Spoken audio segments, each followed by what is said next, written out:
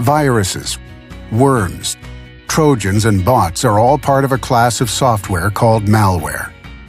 The overwhelming majority of malware is created to make money illegally, often by stealing sensitive and confidential information from victims' computers and mobile devices. Malware can also be used for cyber vandalism, cyber espionage, hacktivism, cyber warfare, and various other reasons. Malware can make entry onto your computer via questionable file downloads, visiting infected websites, or through email containing a seemingly benign link or attachment. Common types of malware. Viruses. Almost all viruses are attached to an executable file, which means the virus may exist on a system but will not spread until a user opens the infected program. Viruses often originate on the internet and spread when downloading a file infected with a virus, peer-to-peer file sharing, or email attachment. Trojan. A Trojan is a harmful piece of software that looks legitimate. Users are typically tricked into leading and executing it on their systems. Trojans can not only steal your sensitive data, they can also give cyber crooks access to your system. Trojans are employed to gain access to your computer's financial and personal information. Ransomware. Ransomware holds your PC hostage and demands money. It locks up your computer, threatening to destroy data, demanding ransom or a payment for release of your data, files, or to regain the ability to use your computer again. Spyware. Spyware secretly gathers private information about the user activity, such as internet usage, and logs keystrokes via the process of keylogging to steal passwords and other sensitive data. Worms. Worms can replicate themselves and infect multiple computers on a network, causing major damage. Network worms often use computer networks to spread, slowing down traffic and relying on security failures such as outdated operating systems and no antivirus programs installed. In contrast, viruses require the spreading of an infected host file. Worms are a standalone software and do not require a host or human help to spread. The best way to protect your system from malware is to keep your operating system clean by downloading regular patches, updates, and making sure that your computer is protected by the latest antivirus software from a trusted vendor.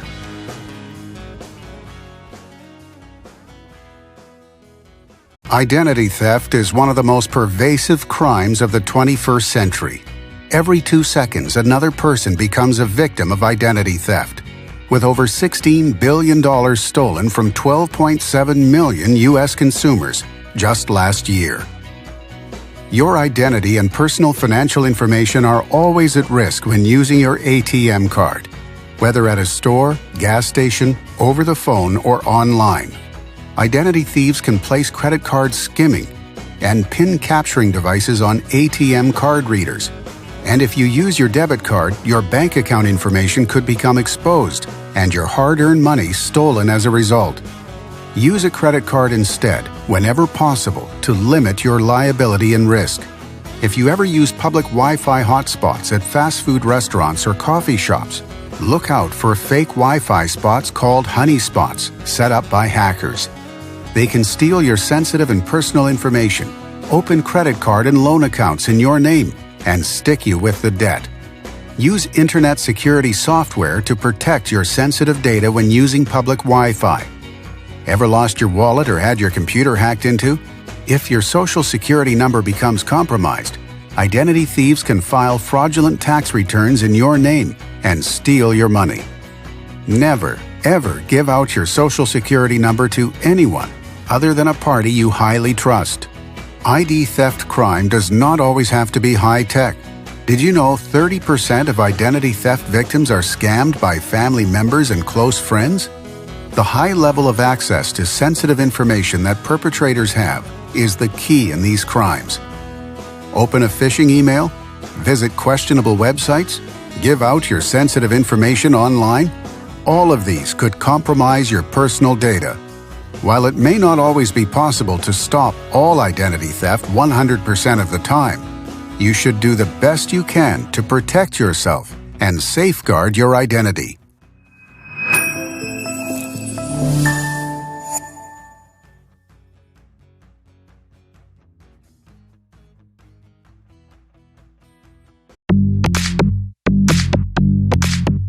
While checking your email, you receive an alarming message from your bank. It says that your account might be jeopardized and provides a link to enter in your private information. Even though the logos and contact information appear to be correct, this email wasn't from your bank, but instead it was sent by cybercriminals looking to phish you. Phishing is when scammers trick you into divulging personal and financial information by pretending to be a legitimate source. Just like fishermen cast lines with bait attached, these scammers send out official-sounding emails, hoping that you will let your guard down. They often build entire pages and logins dedicated to looking like authentic banks or businesses, designed to get you to gain your trust and lower your guard.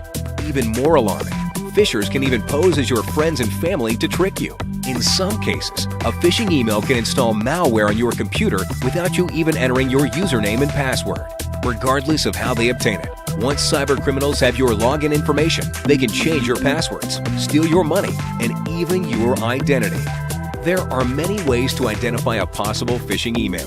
No legitimate bank, government agency, or business would send you an email requesting that you re-enter your private information. Misspellings, poor grammar, and typos are also good indicators of a phishing email. If you receive a phishing email, the best thing to do is just ignore it and mark it as spam.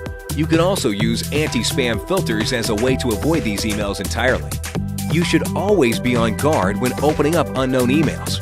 And make sure you have the latest internet security and email protection software on your computer to avoid phishing scams entirely.